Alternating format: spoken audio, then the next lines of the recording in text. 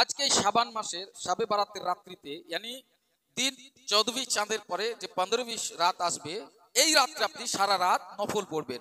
তো আপনাকে কিছু টিপস আমি দিয়ে দিই কিভাবে আপনি নফল নামাজটা পড়বেন, কিভাবে নফল নামাজটা পরিপূর্ণ করবেন। আপনি দেখুন, তা সেই নামাজের ফজিলত আপনাকে আজ বর্ণনা করছি, ফজিলত আপনাকে বলছি শুনুন।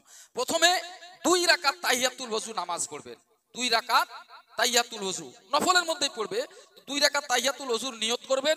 প্রত্যেক রাকাতে সূরা ফাতিহার পরে আয়াতুল কুরসি পাঠ করবেন আর 3 বার সূরা ইখলাস यानी সূরা কুল হুয়াল্লাহটা। প্রথম রাকাতে সূরা ফাতিহা, তারপরে সূরা আয়াতুল কুরসি একবার আর 3 বার কুল হুয়াল্লাহ সূরা পাঠ করবেন। এই 2 রাকাত তাহিয়াতুল ওযু নামাজ পড়বেন, 2 রাকাতই পড়বেন। প্রথম রাকাতও দ্বিতীয় রাকাতও আপনি সূরা ফাতিহার পরে একবার আয়াতুল কুরসি 3 বার কুল হুয়াল্লাহ সূরা, এই 2 রাকাত পড়ার পড়বেন।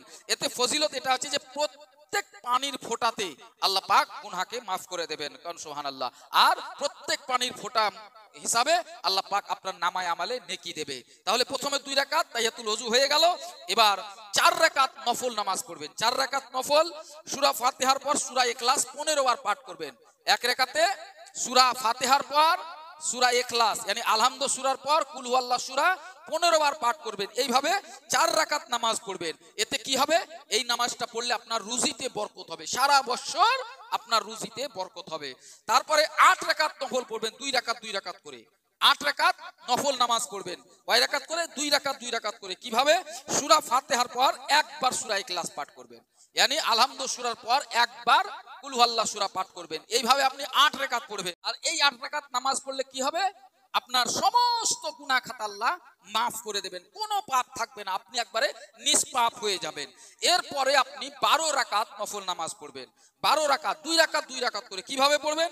প্রত্যেক রাকাতে সূরা ফাতিহার পর 10 বার সূরা ইখলাস পড়বেন, यानी আলহামদু সূরার পর 10 বার কুল হুয়াল্লাহ সূরা পাঠ করবেন। পাঠ করার পর তারপরে 12 রাকাত নামাজ শেষ করার পর আপনি কি করবেন, বসে যাবেন। বসে আপনি কি করবেন, দরুদ শরীফ পাঠ করবেন। আর দরুদ শরীফ পাঠ করবেন আর তৃতীয় কলমা আর চতুর্থ কলমা 10 বার 10 বার করে পাঠ করবেন। তৃতীয় কলমাটাও 10 বার পাঠ করবেন, চতুর্থ কলমাটাও 10 বার পাঠ করবেন। তারপরে আপনার রাকাত পরিপূর্ণ হয়ে গেল। এবার আপনি যত পারেন দোয়া করেন, কোরআন তেলাওয়াত করেন, জিকির আজকার করেন, কিংবা আরো আপনি এমনি নরমাল ভাবে নফল নামাজ পড়তে থাকেন।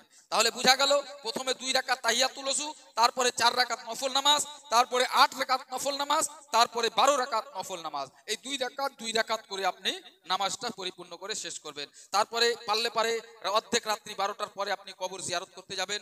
গোরস্থানে যে আব্বা আম্মা, দাদা দাদি, নানা নানি, আত্মীয় স্বজন যারা কবরস্থানে আছে তাদের জন্য ক্ষমা চাইবেন, আল্লাহর কাছে মাগফিরাত চাইবেন।